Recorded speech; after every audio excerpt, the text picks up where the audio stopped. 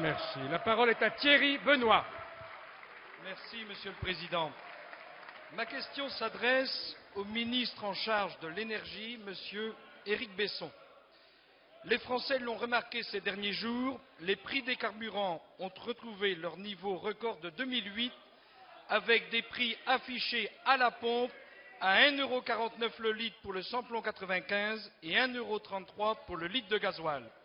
Quand on sait que le gasoil représente plus des 3/4 des ventes de carburant en France, on sait aussi que cette augmentation ne sera pas sans conséquence sur le budget des Français. La crise en Libye ne semble pas tout expliquer. En 2008, le baril atteignait 147 $, soit près de 50 $ de plus qu'aujourd'hui.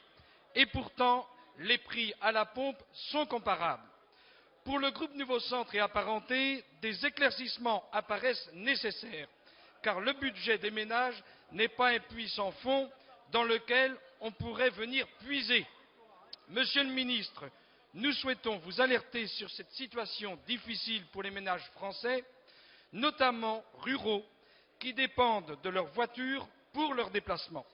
Et ce matin encore est venue s'ajouter l'annonce d'une hausse du prix du gaz de 5% pour le 1er avril. Ces hausses à répétition sont très difficilement compréhensibles pour nos concitoyens. Certes, ces sujets sont bien différents, mais ils pèsent tout autant sur le budget des ménages. Aussi, les centristes souhaitent vous entendre, Monsieur le ministre, sur ces hausses des prix des carburants et sur la hausse prochaine du prix du gaz. Je vous remercie. Monsieur le ministre de l'Industrie et de l'Énergie. Merci, Monsieur le Président. Monsieur le député, vous avez entièrement raison. Nous sommes confrontés, les Français sont confrontés à une hausse des prix des hydrocarbures. Concernant le pétrole, il y a des raisons conjoncturelles et des raisons structurelles.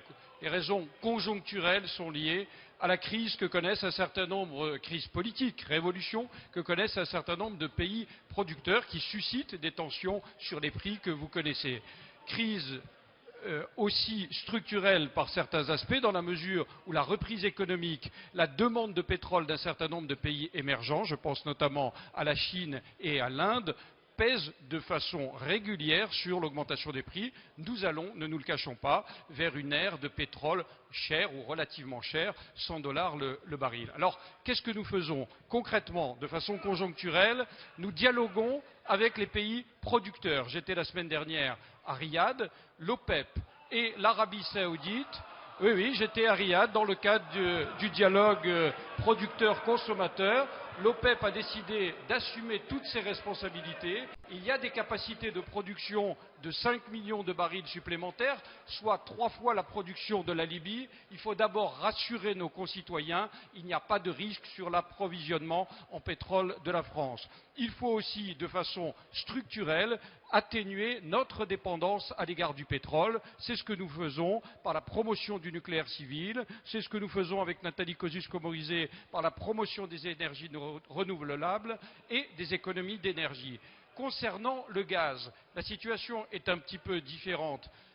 GDF Suez demande une augmentation parce que le prix du gaz est indexé sur le prix du pétrole. Le gouvernement est à l'œuvre, nous discutons avec les fournisseurs pour atténuer l'impact sur les consommateurs et notamment sur les ménages les plus modestes. Nous aurons l'occasion de nous exprimer sur le sujet dans les jours qui viennent. Je vous remercie.